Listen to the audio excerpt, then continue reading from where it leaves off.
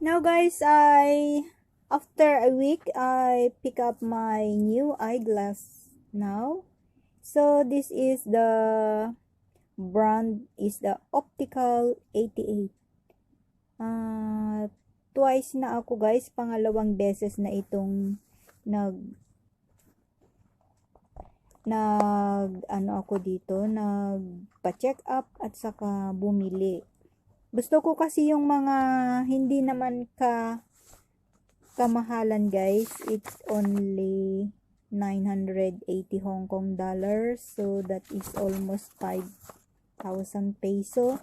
And I'm happy guys dahil ang result ng aking mata ay still the same 125 left and right the vision. So I bought this guys eyeglass. I decided to buy a new one. So even mura yung ano niya guys, yung frame niya. Pero ang vision niya guys, kumuha ako ng vision na dalawa. Yung dati kasi ang binibili ko lang na eyeglass ko ay yung pang farsighted. So ngayon dahil nagla-live streaming ako sa YouTube, so I decided to buy both one. Two visions that can be farsighted and can be nearsighted.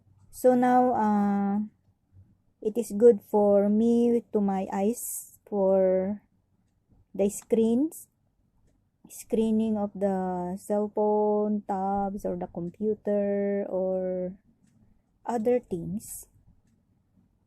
I only want to protect my eyes guys for the screen reflection. So okay guys, this is my new eyeglass, Optical 88. At the first day guys, or twice day, 2 days or more days, nahihilo talaga ako ng unang gamit kasi nga ganito nga talaga daw pag double vision ang kukunin mo. Dapat direct to the point na titingin ka, and then kung titingin ka man ay dapat pati ulo mo ay ililiko mo siya left and right. So maybe after 1 week or 2 weeks will be okay guys. Hindi na ako maninibago sa moving niya. Okay guys, thanks for listening, and if you need the eyeglass for protecting your eyes, just go to kung nasa Hong Kong ka, just go to the Optical 88. Mura lang sila guys, but you can get or you can choose a very so much nice eyeglasses or sunglasses. So many also branded there and not really expensive, but the styles is alike it, and magaan lang siya. It's very light, hindi siya mabigat. Ayan, parang ano lang siya guys, so easy to wear.